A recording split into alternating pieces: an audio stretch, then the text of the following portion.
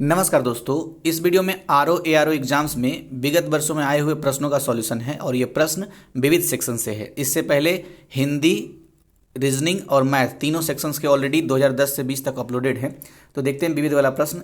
कोशिश करूंगा एक ही वीडियो में सारा सॉल्यूशन देने का, अगर ना हो पाया तो ज़्यादा से ज़्यादा 2 वीडियो आएगा। तो सबसे पहला जो क्वेश्चन है, भारतीय दलहन अनुसंधान संस्थान स्थापित है। तो कानपुर में भारतीय दलहन अनुसंधान संस्थान स्थापित है। कुछ शेष जो अन्य विकल्प में था, एक नई दिल्ली एक लखनऊ है। तो नई दिल्ली में भारतीय कृषि अनुसंधान संस्थान मिलेगा और भारतीय मौसम विज्ञान संस्थान। इसके अलावा लखनऊ की बात करें तो अखिल भारतीय आयुर्विज्ञान संस्थान और केंद्रीय औषधि संस्थान और केंद्रीय वनस्पति अनुसंधान संस्थान। तो ये आपको आगे वाले वर्षों में कई बार रिपीटेड दिखेगा, तो मैं फिर से बोल देता हूँ। अखिल भारतीय आयुर्विज्ञान संस्थान, केंद्रीय औषधि अनुसंधान संस्थान और केंद्रीय वनस्पति अनुसंधान संस्थान, ये लखनऊ में है। नेक्स्ट है, समस्त विश्व में 17 नवंबर को विश्व सीओपीडी दिवस के रूप में मनाया जाता है। सीओपीडी का पूर्ण रूप क्या है? तो सीओपीडी का पूर्ण रूप है विकल्प नंबर डी में क्रॉनिक ऑब्स्ट्रक्टिव पल्मोनरी डिजीज। तो ये इसका सीओपीडी का फुल फॉर्म है। नेक्स्ट है, अच्छा इसका व्याख्या भी देख लेते हैं, थोड़ा सा कुछ एक्स्ट्रा पॉइंट अगर हो। विश्व सीओपीडी दिवस क्रॉनिक ऑब्स्ट्रक्टिव पल्मोनरी डिजीज के रूप में मनाया जाता है। यह बीमारी मुख्यतः ठंडी ऋतु में आक्रमण करती है, जिसमें मनुष्य की रक्त संचार वाहिकाएं अवरुद्ध हो जाती है, जिसके कारण आदमी को हृदयाघात पड़ने की संभावना अत्यधिक बढ़ जाती है। ये है, और एक अनुमान है कि पूरे विश्व में लगभग 200 मिलियन मनुष्य की इस बीमारी से पीड़ित हैं। तो ये सब महत्वपूर्ण नहीं है पीटी एग्जाम्स के लिए। नेक्स्ट देखते हैं, विश्व में मदिरा का बृहत्तम उत्पादक कौन सा है? मदिरा मतलब शराब, वाइन, दारू। तो इटली है। तो विकल्प 20 का सही आंसर हो गया। अच्छा, एक क्वेश्चन ये भी आता है कि सबसे अच्छा शराब कहाँ मिलता है? तो पुर्तगाल की राजधानी लिस्बन में मिलता है। नेक्स्ट है, सूची 1 को 2 से मिलाना है और एक साइड क्षेत्र है और दूसरी साइड कलाकार हैं। तो ख्याल का मिलान सूरज खां से होगा, पखावज का मिलान पंडित अयोध्या प्रसाद से होगा और बीना वादन ये सादिक अली खान से इसका मिलान होगा और तबला बीरू मिश्रा से होगा। तो इसका विकल्प तो सी है, लेकिन एक बार फिर से देख लेते हैं सबका। ख्याल का मिलान सूरज खां से, पखावज का मिलान पंडित अयोध्या प्रसाद से, बीना वादन सादिक अली खां, तबला बीरू मिश्रा। नेक्स्ट, फिर से सूची 1 को 2 से मिलाना है। एक साइड क्षेत्र है, दूसरी साइड व्यक्ति से संबंधित बातें लिखी हुई है। तो हिंदी साहित्य से संबंध रस खान का है, ज्ञानचंद्र जैन का संबंध उर्दू साहित्य से उर्दू से है और संगीत एवं नृत्य कला का संबंध सविता देवी से है और चित्रकला का संबंध सतीश चंद्र से है। तो कुल मिलाकर मैच ही था, ये सिर्फ खाली मिलाना था। एक बार फिर से बोल देता हूँ, हिंदी साहित्य का संबंध रस खान से, उर्दू का संबंध ज्ञानचंद्र जैन से, संगीत एवं नृत्य कला का संबंध सविता देवी से और चित्रकला का संबंध सतीश चंद्र से। नेक्स्ट देखते हैं, 2010 का इतना ही प्रश्न था। 2013 वाला प्रश्न देखते हैं। लिखा हुआ, यूनाइटेड नेशंस डेवलपमेंट प्रोग्राम की 1990 में प्रकाशित रिपोर्ट के अनुसार निम्न में से कौन सा एक मानव विकास सूचकांक की गणना में सम्मिलित नहीं है? तो मानव विकास के सूचकांक की गणना में कौन सम्मिलित नहीं है, ये देखना है। तो उपलब्ध जो विकल्प है उसके हिसाब से विकल्प नंबर बी जो है, यानी नगरीकरण, ये मानव विकास सूचकांक की गणना में सम्मिलित नहीं है। तो अब जबकि जो शेष है, प्रति व्यक्ति आय, साक्षरता और जीवन प्रत्याशा, ये तीनों मानव विकास की गणना में सम्मिलित होता है। ठीक है, कुछ एक्स्ट्रा पॉइंट देख लेते हैं। जैसे आपको भी ये बात पता होगा कि मानव विकास सूचकांक का डेवलपमेंट किसने किया? महबूब उल हक, ये पाकिस्तान के अर्थशास्त्री थे। 1990 में इसे डेवलप किया गया और इसे प्रकाशित कौन करता है? यूएनडीपी, क्योंकि यूएनडीपी ने ही 1990 में ये इसको अपनाया था, मानव विकास सूचकांक को। ठीक है, इसमें 3 आयाम होते हैं, प्रति व्यक्ति आय, साक्षरता और जीवन प्रत्याशा। तो ये तो ऊपर में था ही शेष विकल्प में। नेक्स्ट क्वेश्चन है, विकास के मानवीय पक्ष पर निम्नलिखित में से किस एक ने सबसे पहले ध्यान केंद्रित किया? तो विकास के मानवीय पक्ष पर सबसे पहले संयुक्त राष्ट्र विकास कार्यक्रम ने, यानी यूएनडीपी ने ध्यान केंद्रित किया। और यूएनडीपी के बारे में 1-2 फैक्ट, इसका हेडक्वार्टर न्यूयॉर्क में है। इसकी स्थापना 22 नवंबर 1965 को हुई थी, यानी 22 नवंबर 1965 में हुई थी यूएनडीपी की स्थापना। नेक्स्ट है, इसमें कुछ व्याख्या में लिखा हुआ है कि विकास के मानवीय पक्ष पर संयुक्त राष्ट्र विकास कार्यक्रम ने सर्वप्रथम ध्यान केंद्रित किया, जिसमें भारतीय अर्थशास्त्र अमर्त्य सेन का महत्वपूर्ण योगदान रहा है। नेक्स्ट देखते हैं, कुरियर सेवा से प्रतिस्पर्धा के लिए भारतीय डाक विभाग ने द्रुत डाक सेवा मतलब कि स्पीड पोस्ट का आरंभ कब किया? तो 1 अगस्त 1986 को किया था। तो विकल्प डी इसका सही आंसर है।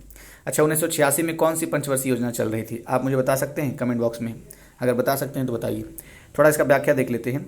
यह सेवा 7 राष्ट्रीय जैसे दिल्ली, मुंबई, चेन्नई, कोलकाता, बेंगलुरु, अहमदाबाद, हैदराबाद तथा 5 अंतर्राष्ट्रीय UK, America, Germany, Japan, Hong Kong गंतव्य स्थलों के लिए आरंभ की गई थी, जिसे अब बढ़ाकर 74 राष्ट्रीय और 74 राष्ट्रीय नगरों और 74 देशों तक कर दिया गया है। तो 2013 में इतना ही प्रश्न था। 2014 वाला देख लेते हैं। लिखा हुआ है Indian parliamentary diplomacy speakers perspective नामक पुस्तक किसके द्वारा लिखी गई है? तो मीरा कुमार ने लिखा था। विकल्प ए इसका सही आंसर है। क्या नाम था पुस्तक का? Indian parliamentary diplomacy speakers perspective. तो ये तो रिपीट अब नहीं होगा, लेकिन मीरा कुमार संबंधित कुछ पॉइंट को देख लेते हैं। जैसे मीरा कुमार का नाम भारत में सबसे पहली महिला स्पीकर के रूप में आता है। हालांकि अगर भारत के पहले स्पीकर्स के बारे में बात करें तो गणेश वासुदेव मावलंकर भारत के पहले स्पीकर यानी कि लोकसभा अध्यक्ष थे। और अभी कौन है? अभी ओम बिरला हैं। अनुच्छेद 93 तो आपको याद आ ही रहा होगा, क्योंकि 93 के तहत ही लोकसभा में अध्यक्ष की अध्यक्ष की व्यवस्था की गई है, जिसे स्पीकर कहते हैं अंग्रेजी में। नेक्स्ट देखते हैं निम्नलिखित में से कौन सी बहुउद्देशीय संस्थाएं भारत में कार्यरत है? तो जो बहुउद्देशीय संस्थाएं वो विकल्प 2 और 4 में है, यानी सैमसंग कॉरपोरेशन और एलजी, ये दोनों बहुउद्देशीय संस्थाएं हैं, जैसा कि इसमें विकल्प में दिया हुआ है। और विकल्प 20 का सही आंसर है, यानी 2 और 4। नेक्स्ट है मेघालय का लोक नृत्य है। तो उपलब्ध विकल्प में से लोहो मेघालय का लोक नृत्य है। हालांकि एक और आता है बांग्ला, तो यह भी मेघालय का ही लोक नृत्य है। अच्छा, जब मेघालय की बात कर रहे हैं तो आपको पता है कि मेघालय की सीमा अंतर्राष्ट्रीय देश से मिलती है, बांग्लादेश से मिलती है। और बांग्लादेश सभी पड़ोसियों में से ऐसा देश है जिससे भारत की सबसे ज़्यादा सीमा टच करती है। अगर मैं गलत नहीं हूँ तो 4091 शायद।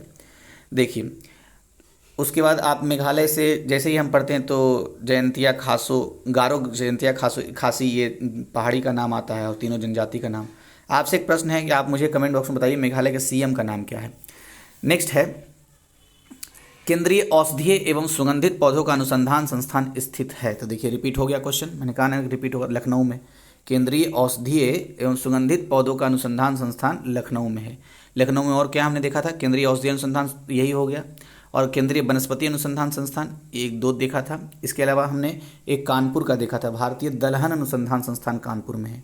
2 दिल्ली वाला देखा था, भारतीय कृषि अनुसंधान संस्थान और भारतीय मौसम विज्ञान संस्थान, ये दोनों दिल्ली में है। नेक्स्ट देखते हैं। अभी 1-2 बार और रिपीटेशन आपको मिलेगा। किसी फर्म के चल लागत पूंजी में निम्नलिखित में से क्या शामिल नहीं है? तो चल लागत पूंजी में से बीज शामिल होता है, उर्वरक शामिल होता है, सिंचाई जल भी शामिल होता है, लेकिन भूमि राजस्व शामिल नहीं होता है। विकल्प डी इसका सही आंसर हो गया। नेक्स्ट है भारत में किसने आमदनी पर कर की शुरुआत की थी? तो भारत में आमदनी पर कर की सबसे पहले शुरुआत ब्रिटिश भारत में ही जेम्स विल्सन ने कर दी थी। विकल्प सी इसका सही आंसर है। जेम्स विल्सन से संबंधित 2 महत्वपूर्ण फैक्ट है।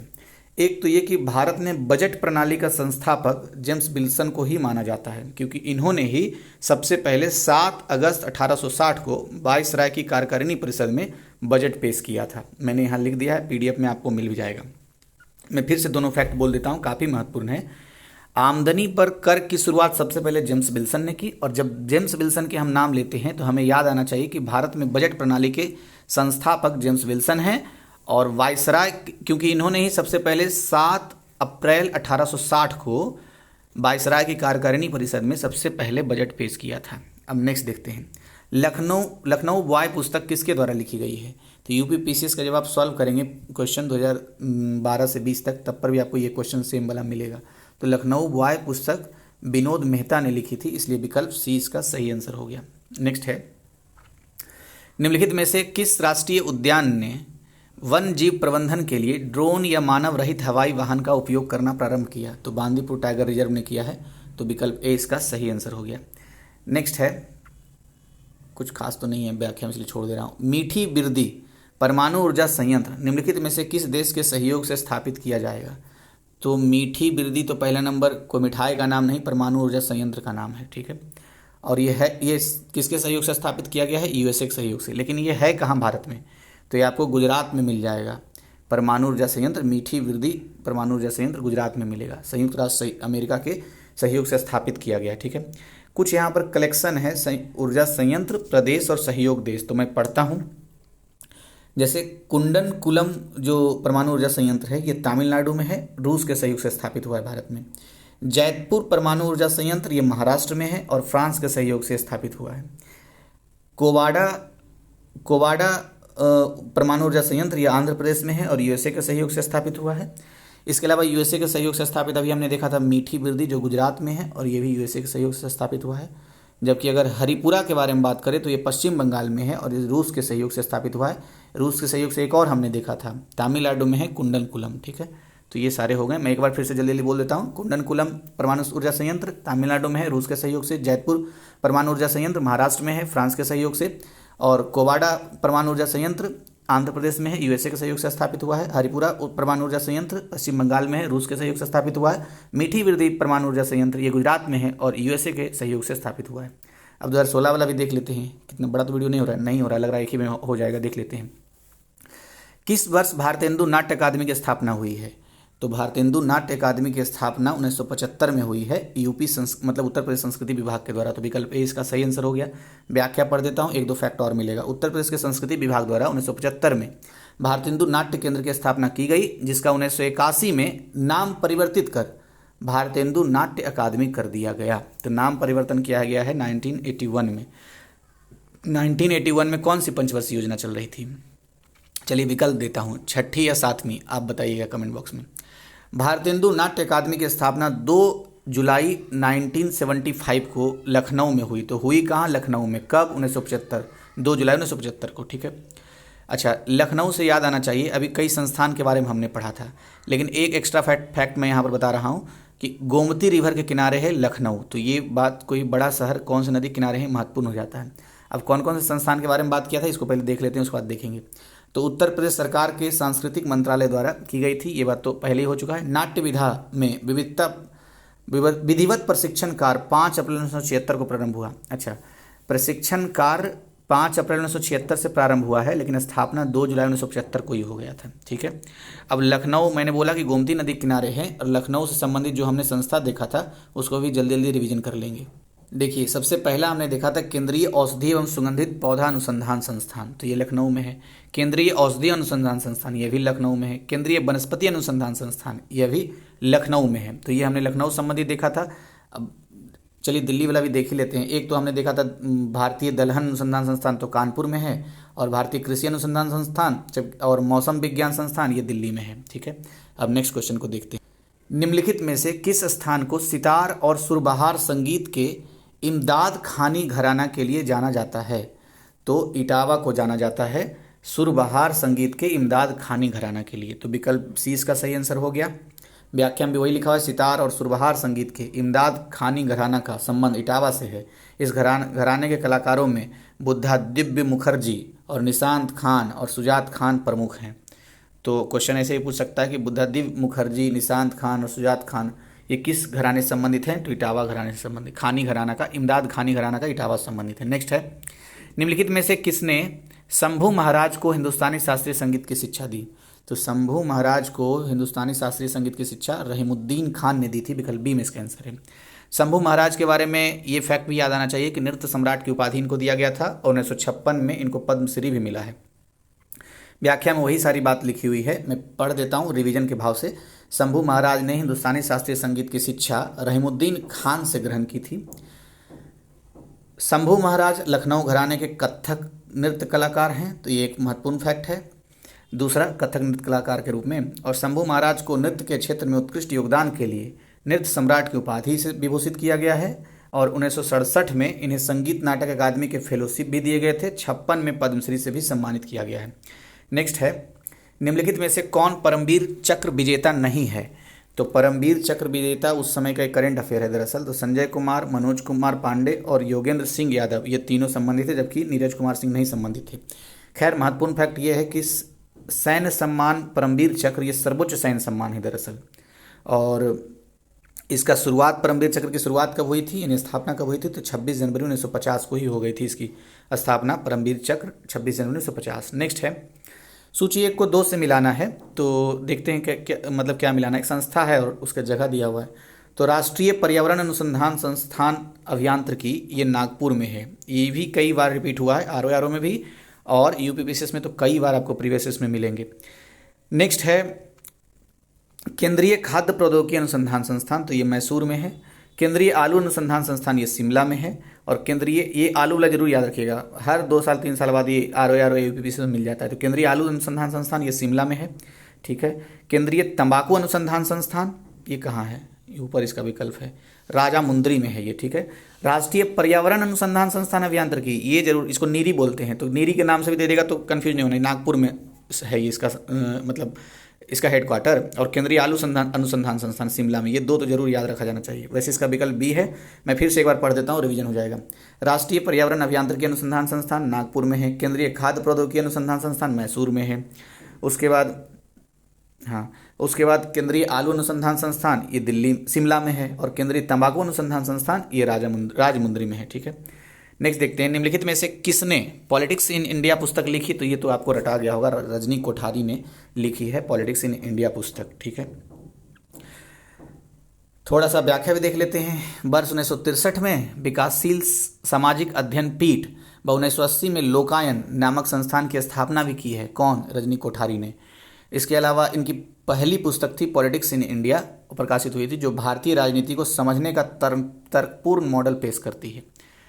नेक्स्ट देखते हैं, निम्नलिखित में से कौन सही रूप में सुमेलित नहीं है, तो जो है पहले उसे देख लेते हैं। विलायत खान का संबंध सितार से है, अल्लाह रखा का संबंध तबला से है, हरि प्रसाद चौरसिया का संबंध बांसुरी से है, अमजद अली खान का संबंध सरोद से है, पखावत से नहीं, इसलिए विकल्प डी इसका सही आंसर हो गया। वही सारी बातें लिखी हुई है इसमें व्याख्या में। नेक्स्ट देखते हैं, निम्नलिखित में से कौन लोक संस्कृति को स्पष्ट करता है, तो जो उपलब्ध विकल्प है उसमें से विकल्प नंबर सी, सामान्य लोगों की सांस्कृतिक परिपाटी, यही लोक संस्कृति को मतलब प्रस्तुतिकरण करता है। व्याख्या में भी वही लिखा हुआ है, मैं जल्दी पढ़ देता हूँ। किसी क्षेत्र विशेष में निवास करने वाले सामान्य लोगों की सांस्कृतिक परिपाटी, जैसे धर्म, त्यौहार, रीति रिवाज, मान्यताएं, कला आदि को लेकर संस्कृति कहा जाता है, को लोक संस्कृति कहा जाता है, ऐसा बोला हुआ है। लोक संस्कृति किसी क्षेत्र विशेष को अन्य क्षेत्र से स्वतंत्र पहचान प्रदान करती है।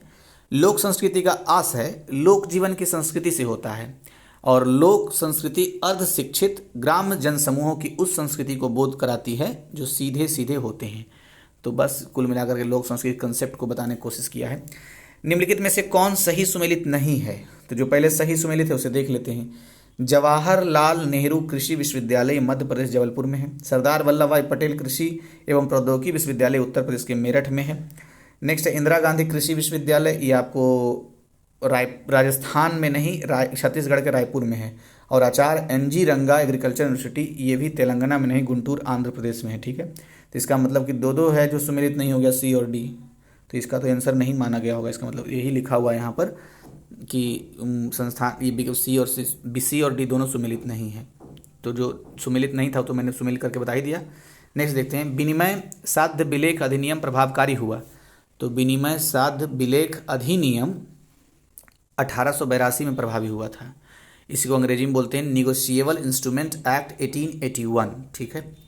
अब नेक्स्ट देखते हैं 2017 का ये है क्वेश्चन, मतलब कि इसके बाद फिर एक पेपर और रहेगा। 2017 में तो क्वेश्चन ही ज़्यादा नहीं है विविध में। निम्नलिखित में से कौन सा युग्म सही सुमेलित, अच्छा यहाँ नहीं होना चाहिए, ठीक है, ये नहीं लिखा हुआ नहीं था, तो कौन सा युग्म सुमेलित नहीं वो देखना है। तो जो सुमेलित है पहले देख लेते हैं। देखिए संस्थान और स्थान, देखिए कैसे रिपीट हो रहा है। भारतीय सब्जी अनुसंधान संस्थान वाराणसी में है। इसी को एक साल पहले पूछा था, भारतीय शाक भाजी अनुसंधान संस्थान कहाँ है, तो सब्जी सबको याद रहा और शाक भाजी समझ में ही नहीं आया, तो शाक भाजी भी अगर बोल दे तो वाराणसी होगा, वही होता है शाक भाजी।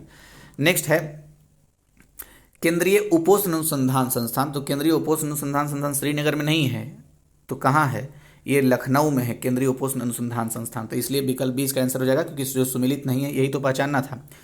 अब नेक्स्ट देख लेते हैं, और भारतीय गन्ना अनुसंधान संस्थान ये लखनऊ में है, ये रिपीट हुआ है क्वेश्चन। भारतीय दलहन अनुसंधान संस्थान तो कानपुर में, देखिए तीसरी बार ये क्वेश्चन आया। नेक्स्ट है, अच्छा नहीं नेक्स्ट नहीं, इसी को फिर से पढ़ देते हैं। तो भारतीय सब्जी अनुसंधान संस्थान वाराणसी में है, आपको याद रहेगा। केंद्रीय उपोष्ण अनुसंधान संस्थान ये लखनऊ में है, और गन्ना अनुसंधान संस्थान भी लखनऊ में है। भारतीय दलहन अनुसंधान संस्थान यह भी कानपुर में है। इसके अलावा लखनऊ में 2-3 और हमने डिस्कस किया था, तो उसको आप देख लीजिएगा। तो ये 17 तक पूरा कंप्लीट हो गया। एक और है 2020 में जो पेपर हुआ है, तो उसका सेपरेटली नहीं दिया गया है, तो वो मैं पेपर वैसे ही 50-50 क्वेश्चन करके 3 वीडियो में कंप्लीट कर दूंगा, तो उसी में सारा हो जाएगा। मतलब विविध वाला आपका कंप्लीट हो गया, सिर्फ पिछले वाले पेपर को छोड़ करके। तो धन्यवाद। वीडियो कैसा लगा सुझाव जरूर दीजिएगा, क्या सुधार की संभावना है वो भी बताइए, और अच्छा लगे तो शेयर कीजिए, सब्सक्राइब तो जरूर कर लीजिएगा, 1000 तक पुराने हैं। Thank you.